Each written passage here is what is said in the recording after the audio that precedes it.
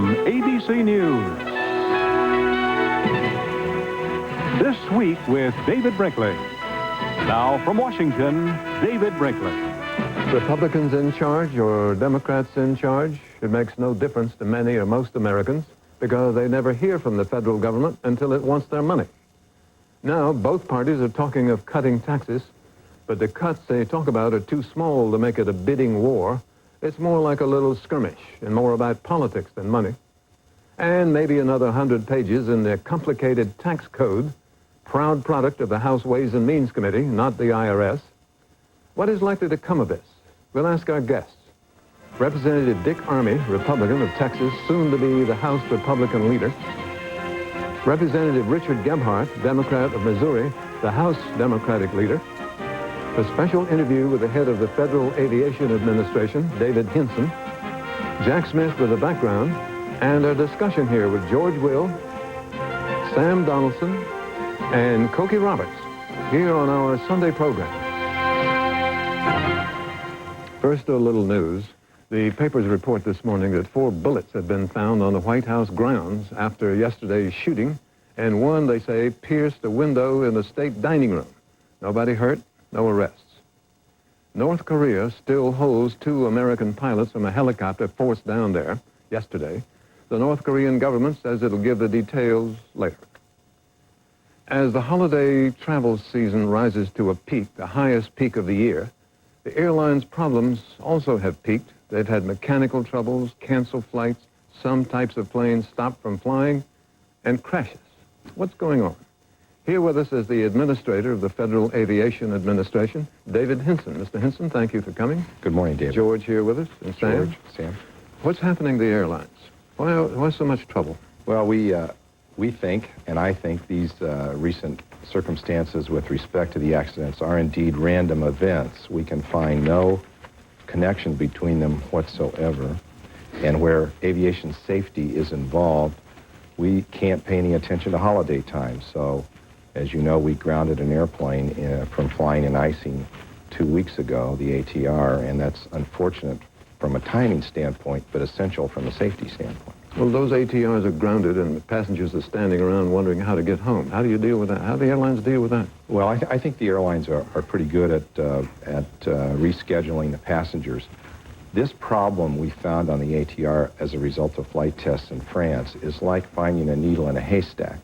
And we're reasonably optimistic that the manufacturer and the French Civil Aviation Authority will be able to get the airplane returned to service very soon. In fact, they're out at Edwards doing some tests right now. Before coming to the commuter airlines, why is it not reasonable for the thoughtful traveler to say, when a major air carrier such as U.S. Air is in financial distress, that may well have a consequence on morale, on attentiveness, on maintenance, somehow, that you can't be in severe economic troubles without affecting the safety of the airline? That is a legitimate question, and one that we pay very close attention to. George, we have inspectors and safety observers at every air carrier in the United States, irrespective of their financial condition. We're there literally 24 hours a day, 7 days a week. In the case of a carrier like U.S. Air, we have more than 2 or 3. We have several who constantly monitor their operations, both from a flight standpoint and a maintenance standpoint, every single day. Do you have more than you used to have at U.S. Air? We do now, yes, sir. In fact, I announced that last fall after they had their second accident, and I have personally met with their chairman on 3 occasions. We have had many meetings with them. They have hired an outside safety expert. They are doing very, very well in attacking this problem. Now, with regard to commuter airlines, there are some technologies that are not on the smaller aircraft that are on larger aircraft, nearness to ground measurers and things of that sort. Yes, sir. Do you think that there are technologies available that ought to be on those planes that are not? As you know, earlier this year, the Secretary and I began a process to elevate the safety standards of so-called Part 135 or commuter carriers to 121 levels. That process is underway. When that process is completed, all of the technology that's required for the larger aircraft will be on the smaller aircraft. How long will that take? Well, half of it's done already. I mean, we have put at least 6 or 7 major technologies into the commuter airlines in the last year, and it'll be another 6 or 7 or 8 months, and we'll be finished. I believe it is the case that the pilots on the smaller airlines are allowed to fly, 20 hours more per month than on the major carriers and the larger aircraft. Is that so, and should it be? In some cases, that is correct. We're also changing that so that the flight and duty times will be comparable to the 120 carriers for every airplane that has 10 or more seats. These changes seem to concede the fact that there's been a problem. Well, that may be, but I just would point out that when the president asked me to take this job and the secretary and I talked about it, one of their admonitions to me was to make a safe system even safer, and that's what we're doing. David Stempler, who's president of the International Airline Passengers Association, says don't fly on commuter aircraft that have fewer than 30 seats. Well, Sam, I know David. In fact, we're good friends. But let me just cite the facts, which are as follows. The accident rate per 100,000 departures in the commuter industry is about 0.4. The accident rate for large airlines per 100,000 departures is about 0.3.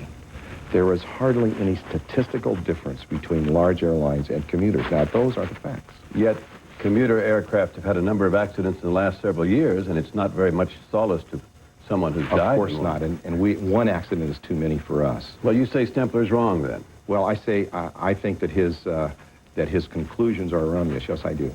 All right. A lot of critics of the agency says that you're slow over the years, before your tenure perhaps, but perhaps during your tenure also, to make changes even when you have the evidence from the National Transportation Safety Board or other ways that things need to be done. They cite the 91 crash at LAX, Los Angeles International Airport, where a big jet sat down on a commuter, 34 people died. Mm-hmm. Only after that did you take measures that it was well known before that should have been taken. Well, you are correct in several things that you say, and some of the criticisms of the FAA about being too slow are valid. Again, one of the things that I'm trying to do for the Secretary and for the President is to make sure we stop that process to the degree that exists. On the other hand, I want to point out that we have 48,000 men and women at the FAA who are dedicated to the safety of the American public and work very, very hard at it.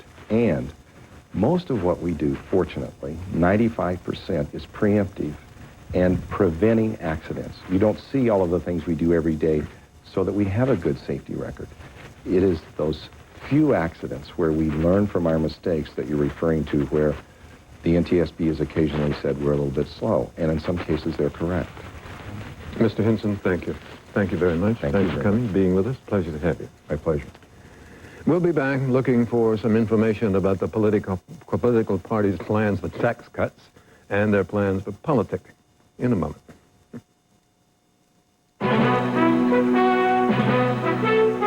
This week with David Brinkley, brought to you by GE. From plastics to financial services, we bring good things to life.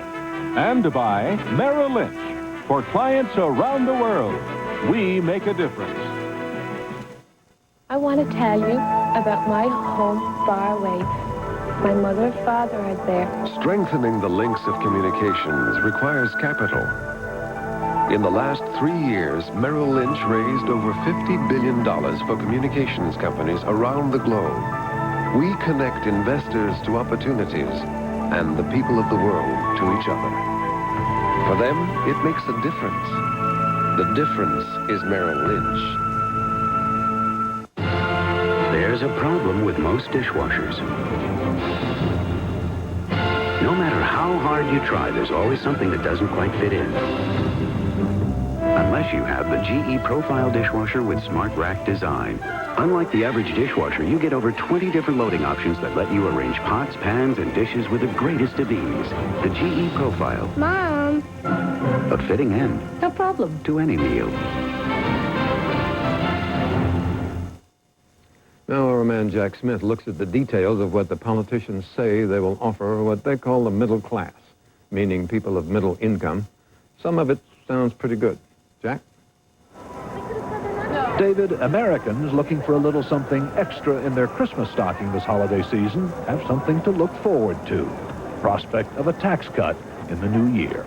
The race is on between Democrats and Republicans for the allegiance of the economically insecure and angry middle-class swing voters who determined the outcome of last month's midterm elections and will again determine the outcome in 1996. This tax cut would be available to any family whose income is less than $75,000. The president's plan would give a $500 tax credit for every child under 13, but only to families making less than $75,000 before taxes, would let families making up to $120,000 deduct $10,000 for college tuition, and would restore the deductibility of most individual retirement accounts, or IRAs. The cost, $60 billion over 5 years, paid for by unspecified cuts at 5 federal agencies and by extending the cap on government spending. House Democrats will offer a substantial tax cut for working Americans. Indeed, House Democrats upstaged the president and announced their own more generous cuts for anyone earning less than $75,000 with or without children. My proposal is that we double the dependent exemption for children immediately. Senate Republicans, too, got into the act with a plan for families making up to $124,000 before taxes. And there is, of course, already the House Republican plan, the most ambitious of all. A $500 tax credit for any child in families making up to $200,000. In addition, a capital gains tax cut, more write-offs for business, and a rollback of last year's Social Security tax hike. The cost, $150 to $200 billion over 5 years, to be paid for by massive cuts in government programs. No details yet. Depending on the plan, between 30 and 70 million taxpayers could benefit. People like the Albrights. Barry's in real estate. His wife, Betty Kay, works at home, and they have 2 children. And they could see their income taxes cut by nearly a fifth. I think any time anybody is offering you less tax burden, then certainly that's positive. However, it's easy to exaggerate the cuts. $1,000 for 2 children is only $19 a week, a little more than the cost of a large pizza and drinks. Besides, only a third of taxpayers have dependent children and even qualify. Both political parties are now gearing up for a fight. The middle income tax cut has been a Republican agenda idea since the mid-'80s, and is clearly understood to be as such. Republicans dismiss Democrats as Johnny-come-latelys, while Democrats label the more generous GOP plans as trickle-down. Trickle-down economics is that economics which says that you pile it on for the rich, and that they will then expand the economy, and some of the benefits will trickle down to the rest of us. Economists warn the cuts may overheat an economy the Fed is already trying to slow by raising interest rates. This is not the right time to be cutting taxes to stimulate the economy, because it works at cross purposes with what the Federal Reserve is trying to achieve. However, a bigger worry is the deficit. Both parties have promised to pay for the tax cuts without going further into debt. But many remember the 1980s. I do not intend to make wildly skyrocketing deficits and run away. Promises were made. Taxes were cut, but spending was not. And the national debt exploded from less than $1 trillion then to nearly $5 trillion now. Many Senate Republicans, more cautious than their House colleagues, are concerned. And I think if the American people had a choice, at least in some areas, of reducing the deficit or getting what might be to them the meaningless tax cut of $200 or $300 a year, maybe they'd rather reduce the deficit and keep interest rates down and keep their mortgage payments lower. Many economists agree. A lot of Americans are saying my income situation is deteriorating. But if we try to fix this situation by some short-run tax reductions that put some more money in their pocket in the short run, but raise the budget deficit in the long run, the economic decline that the U.S. has been going through is simply going to accelerate. Deficit reduction has been, for the last 2 years, almost the centerpiece of the Clinton domestic agenda, yet it wasn't mentioned once in all the tax cut talk from the White House this week. A further indication, if any were needed, of how abruptly the administration has changed course since the election. David. Jack, thank you. Coming next, Representative Dick Gebhardt, Democrat, Missouri, the House Democratic leader. In a moment. Finding work. It's the ultimate test students face. At ITT, we had a vision. Better teaching and facilities would lead to better students, which would lead to better jobs. And that's what led us to invest over $35 million in ITT Technical Institutes. It's nice to know our investment is working. ITT. It's called the ripple effect. The way one isolated action can set so many others in motion. You see it in nature, and you can see it in this country's economy, too. When we export our precious resources in their raw form, the benefits are fleeting and few. But when they're processed first and given added value, the momentum is undeniable. Productivity increases. Our balance of trade grows ever stronger. And wave after wave of new jobs is created. Not just in processing, but in everything from transportation to financial services, packaging to construction. In fact, studies predict that if just 10% more of our agricultural exports were traded as value-added products, 100,000 new jobs would be created, personal income would swell by more than $2 billion, and gross output would grow by an additional $5 billion. All within these shores.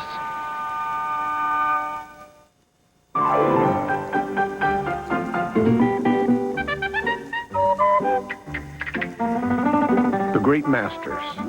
They defined civilization in Europe for centuries. Now we're defining civilization on the way there. United Airlines' renowned international service to 15 cities all across Europe. Come fly the airline that's uniting the world. Come fly our friendly skies. Today, ABC Sports has a three-way battle on the links and golf's 1994 grand finale. First, a field of men, women, and senior stars see whose tour is tops in the Wendy's 3-Tour Challenge. Then, the world's elite players play the final round of the Johnny Walker World Championship. It's all today on ABC Sports. Sunday, Woody Allen in his first movie made especially for television. I'm a caterer, not a spy. Don't Drink the Water, a Cold War comedy with Michael J. Fox, Julie Kavner, Mayim Bialik, and Dom DeLuise with Woody Allen. Get brainwashed. In your case, it'll probably help. Don't Drink the Water, the ABC Sunday movie.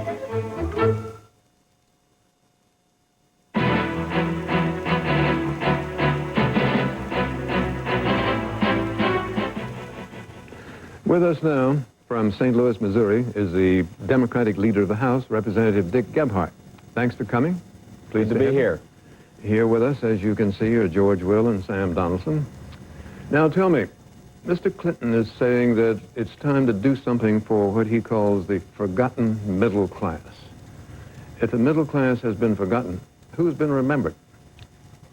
Well, what does that mean? Well, I think what he means is that in the last 15 years, we've really taken care of, unfortunately, in our tax changes, the people at the top.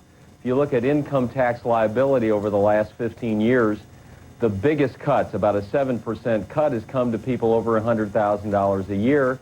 At the same time, people in the middle class have had their taxes go up by a little less than 1%. So really, they have been forgotten, and we need to do something about it. Not the only thing we need to do, but it's an important first step. So what's your first step?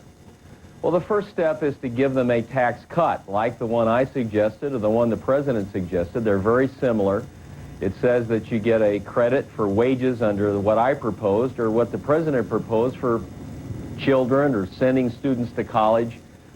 People in this group are really pressed. When I went door to door here in St. Louis in my campaign, time and time again I had people say, I'm not making any more money. I've been making the same amount of money for 10, 15 years. I can't get by with my expenses. Those are the folks that need trouble. This is a standard of living issue, and it's a very real problem for middle-income Americans. Congressman, since the election, the president has said we're not spending enough on defense. He said we're overtaxed and we're going to cut some taxes. He's fired Jocelyn Elders, and he's talked about dismantling whole agencies of government. This leads the man who's coming on this program next, Mr. Army, to say that the president has sort of subscribed to contract light, that he's just following the Republican wave. How do you dispute that? Well, I think that's wrong. The president is doing what he said he was going to do in 1992 when he ran. He said we had to have middle-income tax relief. He said we had to have good jobs with good wages. We had to get the standard of living up. And all of these things are designed to do that. Very different than what the Republicans talk about in their so-called contract.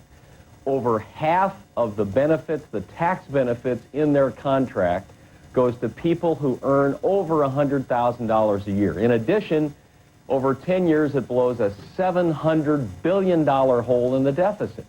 How are they going to pay for that? So it's a very different approach, a very different view of what ought to happen. The Democrats totally disagree with the Republicans on what ought to happen.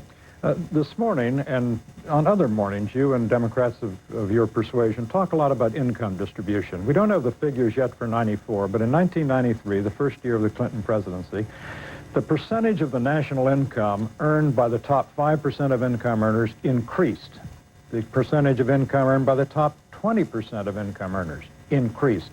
And people generally think, economists, sociologists, that this is part of the nature of modern life. In an information-intensive economy, it rewards education, and a cognitive elite gets more and more and more of the wealth.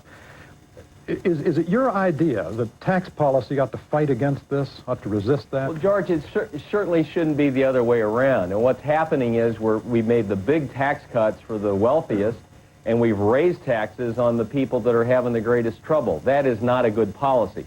I agree there's much more that needs to be done. We need to help induce more education in our society. The president's plan certainly does that. That will help. We need to have fair trade laws. That will help, and I've talked about that. Further, we need to induce companies to look at the long-term productivity of their employees, even their lower-skilled employees. Listen to this. In the last 12 years, productivity of American workers up by 18%, real wages down by 4%. Companies have to see, and we have to get them to see, that their long-term interest is to give fair wages to their employees and make a commitment to many of them for a long time, something that corporations are just not doing today with temporary jobs and downsizings and part-time jobs without benefits. They're going in the opposite direction rather than the right direction. From the tone of what you're saying this morning and what you said in your speech this week about Republicans being trickle-down terrorists, I gather that you are still opposed, I guess quite adamantly, to a capital gains tax cut. Is that fair? I am, George. I think we need, again, to reward work, hard work. These folks are working hard. The people out here in St. Louis, working in factories, working in service jobs. Are you confident that the president shares your implacable opposition to a capital gains tax cut? Would he veto it, and would you recommend that he veto it? I do, because you're going to have to make a choice. We can't have all the tax cuts that everybody would want. You can have a capital gains tax cut that makes sense.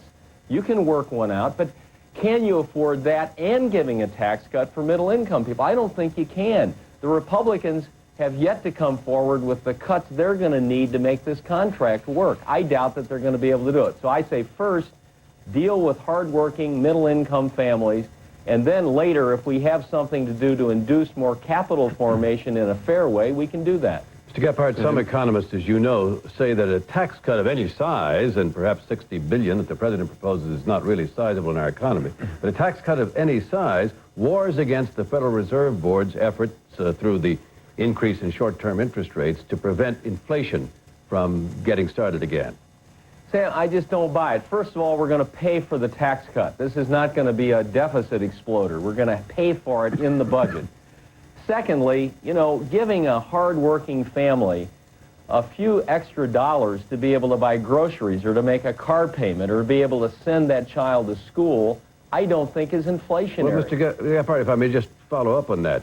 If, in fact, inflation gets started again, that has often been referred to as the cruelest tax, that hard-working family then is taxed more than if they had their marginal rates raised. And second, if the deficit increases over the next 5 or 10 years, don't you once again sock it to them? But, Sam, we're going to pay for this tax cut. There's no Okay, how are you going to reason. pay for it, Mr. Gephardt? Tell us specifically how your tax cut will be paid for.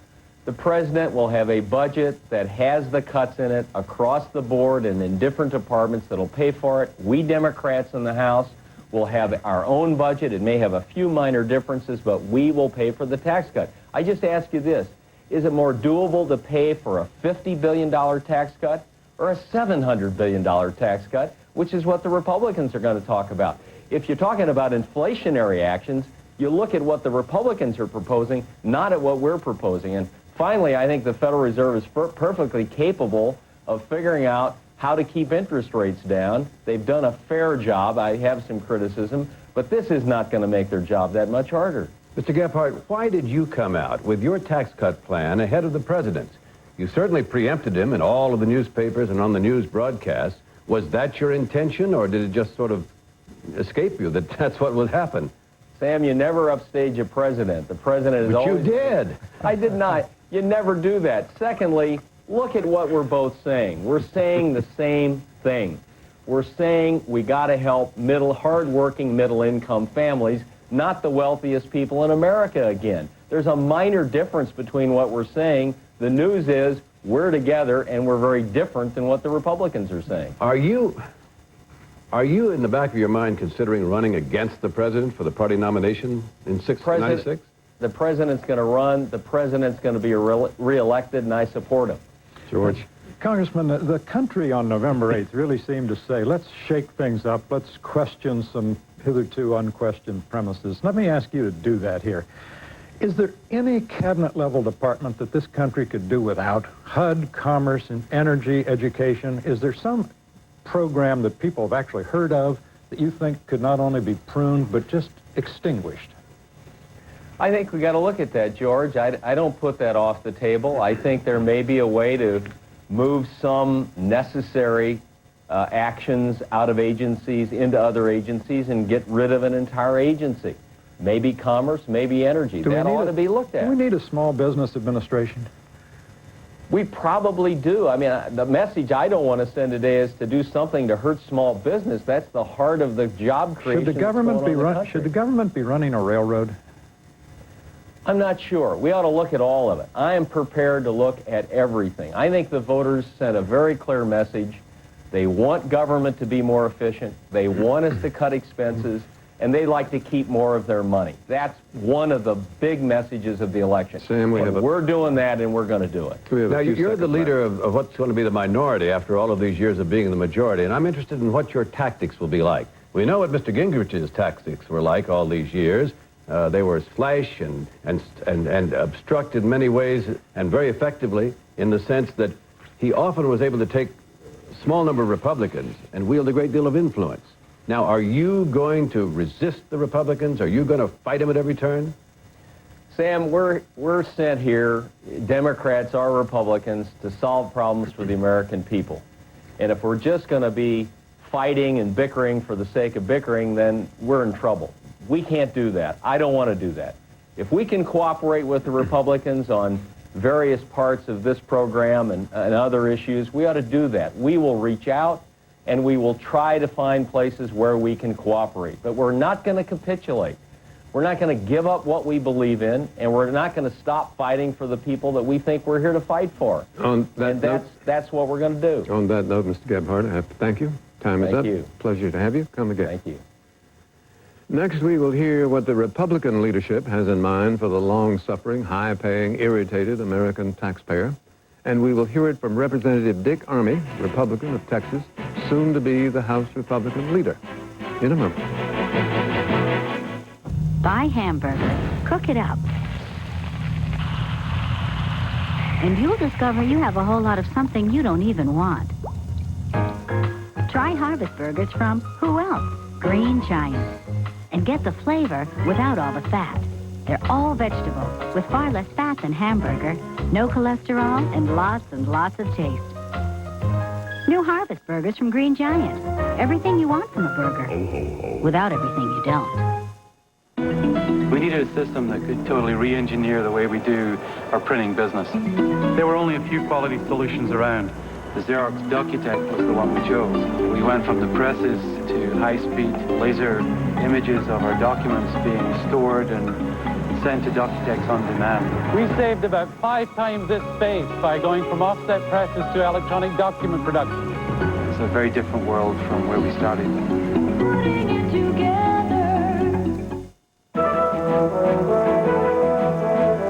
This Week with David Brinkley will continue in a moment. After this, from our ABC stations. Monday, Father Andrew Greeley and his new book, Sex, The Catholic Experience. Plus actress Rita Wilson and a song of the season from Harry Connick Jr. on Good Morning America. Monday here on ABC.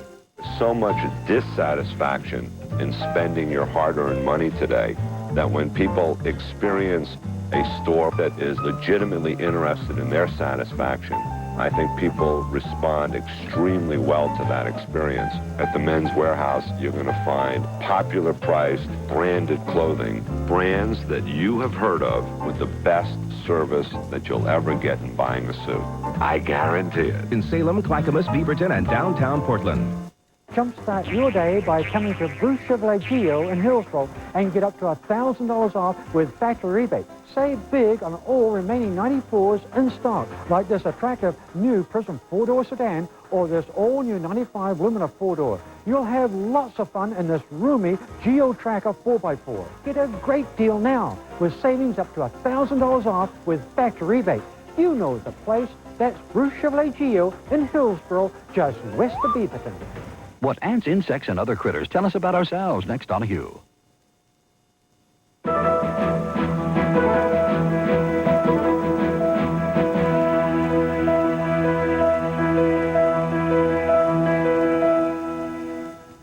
Mr. Army, thank you for coming. Well, thank you Pleased for having to me have here. you. Pleasure.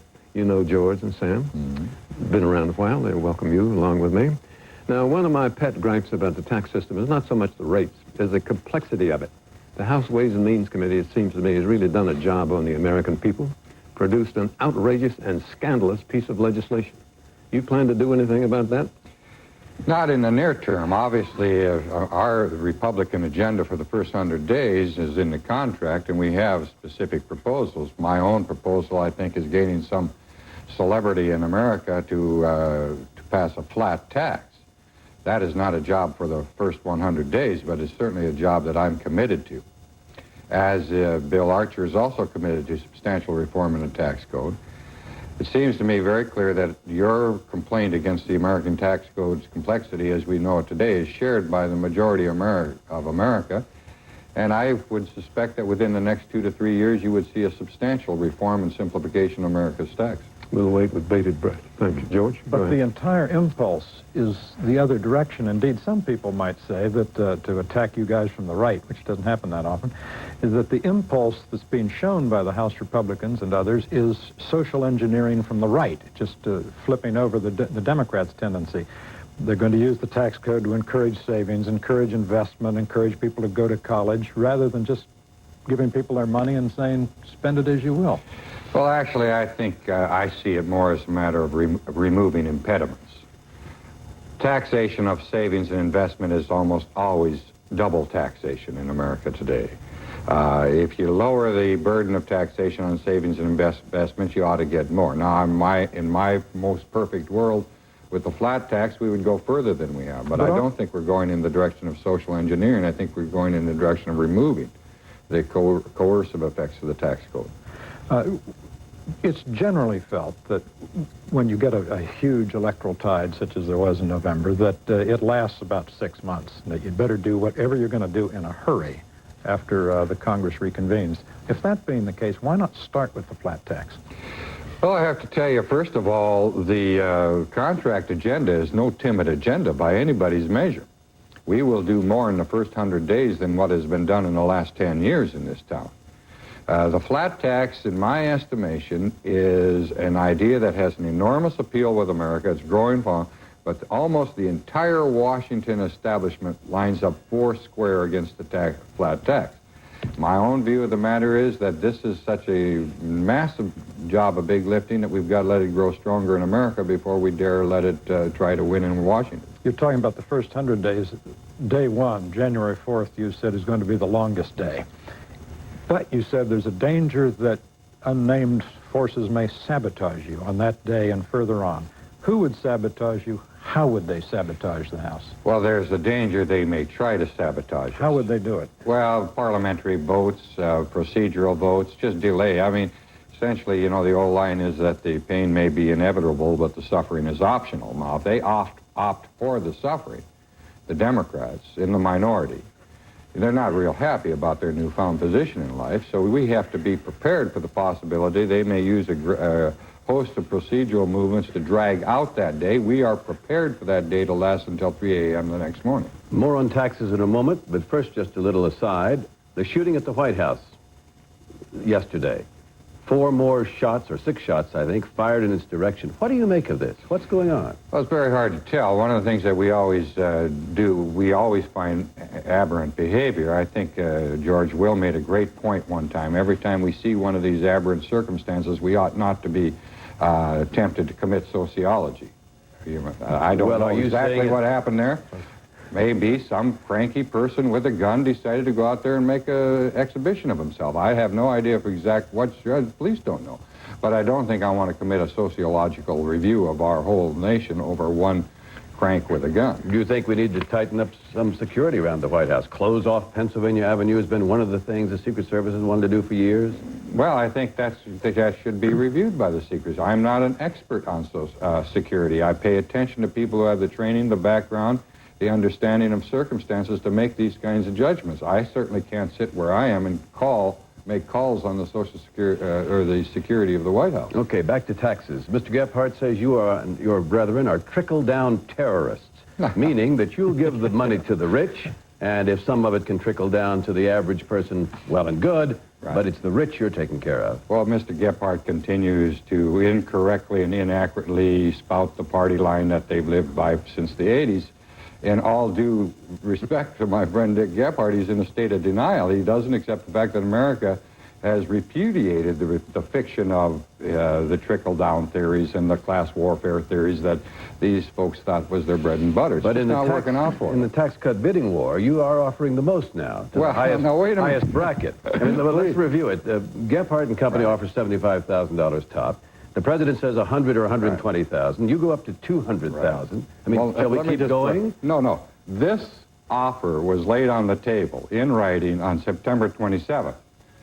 Mr. Gephardt, knowing full well when we won the majority that we would act on this proposal as we committed ourselves, did in fact upstage his presidents, and I don't know why he did, and made a counteroffer. What's your guess as to why now, he did? But I must say this, it's not a bidding war. The president and the minority leader are bidding down. They're not bidding up. What's your guess as to why he upstaged? I have no idea why he did that. I do know this, that 2 years ago, when the Republicans had a health care plan, our minority leader said we ought not to put our plan out ahead of the president. It would be disrespectful.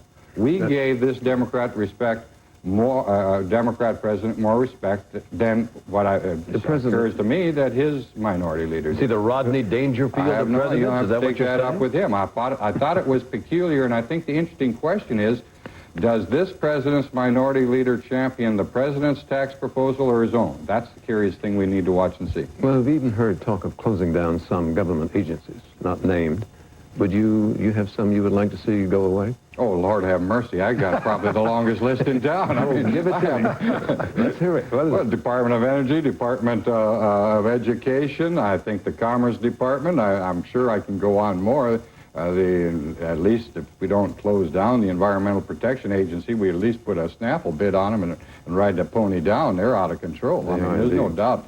We've got bureaucracy scattered across the whole breadth of American life that is just out of control. So, but if you just cut them a little bit, then they rise another day. Are you actually going to terminate some agencies people have heard of? Well, since the president has found this such an intriguing proposition, we're certainly going to work with them. I think we will move forward. I always like to remind people, the 100-day agenda is a shakedown cruise for the counter-revolution. There's more and better and yet to come. But I'd be more than happy to terminate so many of these agencies. A couple of constitutional questions. The House Republicans are proposing to do, with a vote in their own chamber, something that a lot of constitutional experts think has to be done by constitutional amendment. That is, you are proposing to require a 3/5 vote for any increase of corporate or individual income taxes. The Constitution has 5 provisions and only 5 for a special majority. Are you confident, and have you consulted with lawyers who tell you this is constitutional? It's in the House rules, as near as I can tell, remembering, if you will, that this whole provision is inspired by the Byrd provision Senator Byrd put in the Senate rules, saying you had to have such a majority vote to cut taxes. We on the House are just simply saying, look, If you can have such a vote requirement to cut taxes in the Senate, you ought to have a similar vote requirement to raise taxes in the House. But have you talked to any constitutional experts on that? I'm sure it has been scrubbed by our own constitutional experts, certainly people like Henry Hyde and others within our own conference. We don't believe there's been no question raised. This is the first time I've heard the question raised. It'll require 290 votes to pass a constitutional amendment for term limits. Counting yours, there are 289 to go, right? Right. Okay, now, how many are you going to get? It's hard to tell. We haven't whipped that yet. Quite frankly, our whole plan for the passage of the contract is to put together the bill, put together the effort, put together a coalition effort as well as a communications effort and build that vote. We're not talking about just flat counting votes. If you listen to Tom DeLay talk about his elaborate system by which he wants to build a vote up. And that means, as we said with the contract, we said to America, we promise the vote will be taken. If you want it to be passed, you pitch in and help us get those votes to the floor and pass that amendment. I think we can get there, but it's going to be a heavy effort. You're going to cut taxes and pay for it by closing agencies? Is that the story? We will have it's interesting, what we have decided to do in January, we will build an American tax relief savings account, and through rescissions, through lowering the spending caps, and through other budget reforms, we will actually bank the money in line with the effort that America said, cut spending first. We will bank the money in January with the spending cuts.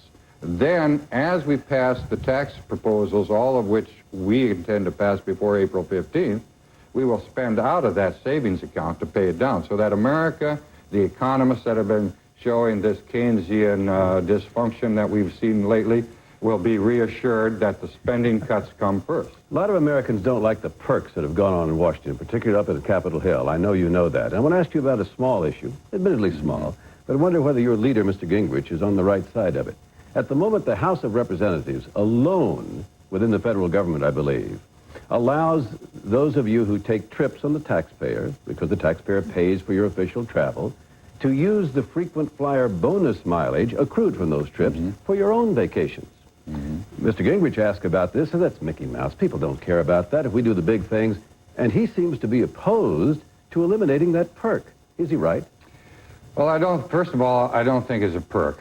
We'll look at that, but look. It's not a perk? Look. When you use taxpayer-paid frequent flyer bonus mileage for your own personal use, it's not a perk? Let me just say this. We taxpayers pay for official travel. Right. Yes, these things help. I live 1,000 miles away from my home. The California folks, 2,000. They're separated from their family. They're separated from the homes. If, in fact, they can use a little bit of this to help keep their family unified and involved in their family life, which is what is used. There's nobody splurging themselves with these frequent flyer miles. Well, but I have to tell you, quite frankly, we'll look at that issue, and we'll look at it in due respect to the family effort that a California or an Oregon or a Utah member of Congress has. These things you're for very saving small. the taxpayers' money. Those frequent flyer bonus mileage can be used for more official trips that the taxpayers won't have to pay for. But you will see us save the taxpayer money in much larger ways as we cut committee staff by a third, as we cut the number of committees, as we streamline the operation of the fund. I can promise you the taxpayers will get enormous savings out of the reforms we do put in. George, one more constitutional question. In 1996, there probably will be on the California ballot the following language to be put into the California Constitution. I want to ask you if something like it might belong in the United States Constitution. Neither the state of California nor any of its political subdivisions or agents shall use race, sex, color, ethnicity, or national origin as a criterion for either discriminating against or granting preferential treatment to any individual or group. It's a color blindness requirement.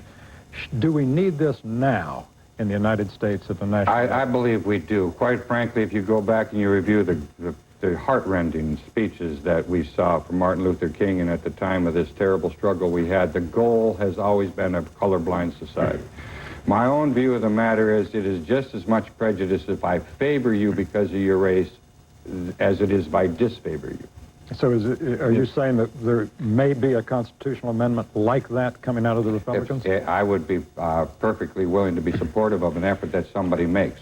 Mr. Hermy, thank you. Thanks very much for coming. Pleased to have you. Good luck to you. Thank you. Coming next here, our discussion on whatever's on the minds of Sam, George, and Cokie, about to join us in a moment. The Dust Bowl, nature's devastating reply to man's neglect of the land. Some say it could never happen again, but the truth is, what you're seeing isn't something that took place 50 years ago. It's going on right now. Each year, some of the most important food-producing land in this country loses an average of 10 tons of topsoil per acre. And with it goes the chance for future generations to expect what we've come to take for granted. Abundant, low-cost supplies of food. Considering the millions of jobs tied to American agriculture and the worldwide dependence on it for food, soil erosion is a problem that must be solved. And it can be, if we all recognize its seriousness and decide to do something about it. At the Archer Daniels Midland Company, soil conservation is one of our primary concerns. We ask that you make it one of yours, too, before it's too late.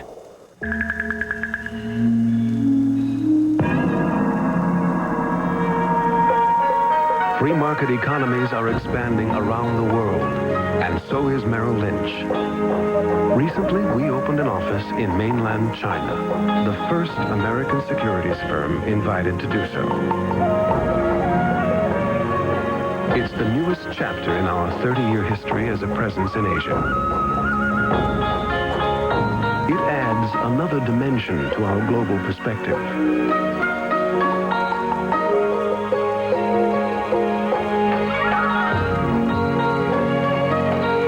Being there is the difference between superficial knowledge and in-depth understanding. It makes a difference for our financial consultants and for our clients. The difference is Merrill Lynch. Tuesday, Brad's got his own holiday plans. Do you feel the love in this room? All I wanted to do was be with my friends. A lot of people I like are going to be down there. Christmas is not about being with people you like. Home Improvement, followed by Grace Under Fire, Tuesday on ABC.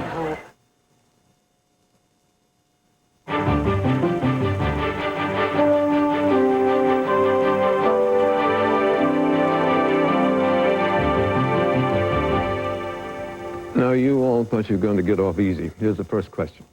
If we are going to close an agency or two or three, as they say, to save money, Cokie, which one would you close first? Well, and second and third? If I were the federal fairy and could come through and just wave a magic wand, I would close everything but defense and state and start over again. But obviously, that will never happen. And when you ask voters what they would close nothing, basically. And one of the things that David Stockman found out when he was here was that he thought that there were just constituencies in Washington for each of these programs, and it turned out to be actual voters who have these programs. So it's going to be very, very tough to do it. As I say, I think starting all from scratch would make the most sense, because there's a lot of stuff there, the ICC, a bunch of things that have no particular reason to exist in modern America. All right. We don't think it's going to happen, do you? Nope. Well, when Jimmy Carter came to town, way back then, he thought he would do zero-based budgeting, Right. which is starting over. You can't start over with a federal government of this size, and as Cokie points out, with a huge constituency of 260 million Americans. My answer, of course, is, as usual, to means test all government programs, every one of them, including Social Security, so that people who don't need government help because they do have their own resources won't feed at the government trough. But that only gets to direct benefit programs. It doesn't get to a whole lot of other stuff that goes on. It gets the entitlements for the money. $717 billion. How can you means test the Commerce Department, the State Department, and the Defense? How can you means test all Well, of you them? can't means test the Defense Department, No, I but how about suppose. the Everyone Commerce, needs the the same State amount of defense. But you can certainly do Means it in test agriculture. means they're handing out money. That's right. But you they can don't certainly do all it in do that. agriculture. You can do it in Social Security. You can do it in Medicare, even to a greater extent than today. You can do it in these large programs that just drain money. George, the question now is yours. Well, what agency would you cut? Oh, if you don't have enough time, but if you believe that the government basically at the national level should defend the shores, deliver the mail, and get out of the way of America's creative energies, then you would start with... I question the mail part. Well, that's true, but you'd start with energy and education and HUD and commerce to begin with, and the Small Business Administration and the Veterans Affairs should not be a cabinet-level department. Corporation for Public Broadcasting, National Endowment for the Arts. I think there was art in America before 1967 when we got the National Endowment for the Arts. There are lots of things we could do. But again, every one of those things that you've just named has a constituency. Precisely. You're absolutely right. Because we now practice supply-side government, there didn't used to be a honey lobby until we had a honey subsidy. Yeah, well, that's gone now. But you know, I think, David, maybe the larger question is about this tax cut bidding war, which we just saw some examples of it from this program. Oh, it's skirmish. Oh, it is a mad pell-mell rush toward the tax cut bonanza table. And I'm going to give you more than you are. It's probably dead wrong. We're not giving anybody anything. We're letting people keep their money. Well, people should keep their money as long as they don't want it coming from Washington or their state capitals spent on their behalf. Mr. Army talked about the flat tax in rather stirring terms. Any chance of... George, what do you think of the flat tax? I think it's a splendid idea, in part for economic reasons, but also because it's a political reform. It would disempower the parasite class in Washington that exists to fiddle the tax code. But again, it's an awful idea. The reason that you have a tax code filled with loopholes or whatever you want to call them, or economic incentives to different people, is because we've made a choice about social goods. And when you start saying we're going to make a flat tax, the first people that scream are homeowners. These are not just nobody. These are most Americans. And they say, I want my mortgage deduction. And then the next group of people that scream is every charity in the country, saying if we don't have charitable deductions from income taxes, we don't get the kind of giving that we would need. A flat tax is a bad idea. It is a regressive tax. And you say, well, you'll exempt the people on the lower part. It is not regressive. You can make it as progressive as you like. If you make 4 times as much as I do, you will pay 4 times as much in taxes. Well, that's not a flat tax then, David. A flat tax says, like the state sales tax. I said if you make 4 times as much, you will pay 4 times as much. No, you won't unless you buy 4 times as much. Because it's 15% of your income is 4 times as much. Well, if you mean a flat income tax. That's what we're talking about. And it's just across the board. Yes. I thought, frankly, that when you were talking about a flat tax, you were talking about a value-added tax. No, we're not. A moment. You were talking about some sort of a sales tax. We're talking about a flat tax. Mr. Army's flat income tax. That's what he was talking about, and he's for it. 17% rate. Well, under his plan with there is no progressivity, though. Under Dick Army's plan, with his credits and deductions, the very few for families, a family of 4 earning $38,500 a year pays 0 federal income tax. I think that's easy to say. Well, I've made it clear that I haven't studied his plan, so I shouldn't try to bluff my way through. But let me just say one final thing. I will study his plan, because I can't understand how it is fair to have a flat tax so that people in higher brackets pay less than if there were a progressive tax. They pay the same percentage as everyone else. But the issue doesn't end up being the brackets issue. No. The issue ends up being all of the groups in the country that have benefited from deductions in the tax code. Well, what kind of tax thing do you think we actually will wind up with? I think we'll end up with something about children. Yeah. A tax credit for children of people who make, say, under $100,000 a year. And that you'll end up with something about education, because I think that is an area where there's a lot of agreement. And is that a fairly puny return after a big election? No, I think it's, in terms of turning revenue back over to the people to whom it belongs, it's substantial, but it does indicate a tinkering, Washington knows best mentality that I would have thought Republicans would want to get over. Well, there's been a tradition here. I can remember the first thing you do is start tinkering with the tax code when you get elected, and wind up with some little piddling changes that don't amount to much. And as a result of it, you've had all these people buying houses in this country, creating a whole conservative climate of America. Nothing makes you more conservative than owning a house. I'm for the progressive income tax. Power lawnmower. I'm for the progressive income tax. I believe people who make more should probably share more of the burden than people who make less. I think it's fair. It's grown to be unfair often because of the loopholes, the deductions, and all of that. But you can't pay less than zero, which is what, as I say, under the Army plan, a family of Well, the other thing is that 38,000 would pay. the experience, charitable institutions have the experience that people who make more gave less when the brackets on unearned income went from 70% to 50%. And they started arguing against lowering the brackets because they found that the more that people were able to deduct from their income taxes, the more they gave to charity. But charitable giving in the 1980s went up. Settle this another time, if it's ever settled at all, because that time is up. Thank you all. I'll be back with a few words about the gifts piling up in offices of the U.S. Congress from lobbyists and others trying to be friendly. In a moment.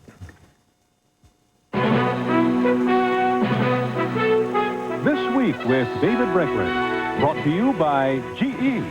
From power generation to medical systems, we bring good things to life. And by ADM, supermarket to the world. Every year, the importance of this land increases because every year there are a lot more mouths to feed. Over 95 million more, a figure greater than the population of Mexico. Fortunately, the food ingredients that Archer Daniels Midland makes from America's harvests can help feed people the world over. Food ingredients such as flour, protein, vegetable oils, and corn sweeteners. Making food and feed ingredients to meet our growing nutritional needs. That's why ADM is supermarket to the world.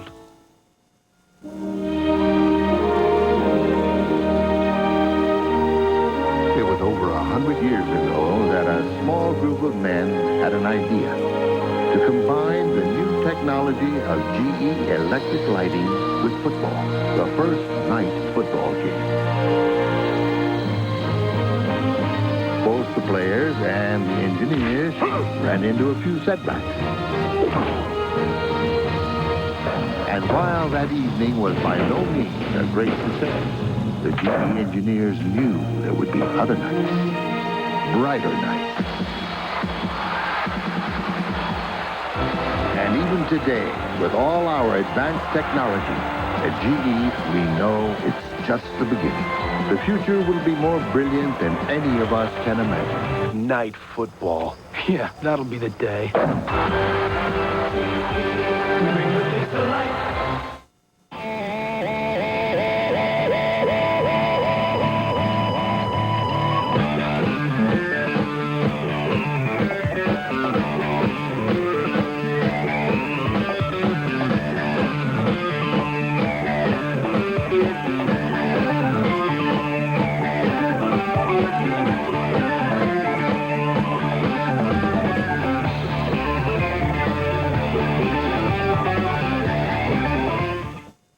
It looked like this Miss Teen USA had everything, except for the one thing she wanted most, a family. Her triumphant struggle could change the lives of thousands of children. A story you'll never forget. Turning Point, Wednesday. Finally, it may be worth noting that this week the offices of the United States Congress look like a fruit stand or a Kmart. This is the week the lobbyists in various groups come to town to Congress bearing gifts they've traversed afar. Fancy baskets of fruit, cakes, candy, crackers, no whiskey, no tobacco, but a little wine, CDs of Barbra Streisand, pain relievers sent by the pharmaceutical industry, 8-gallon cans of popcorn already popped.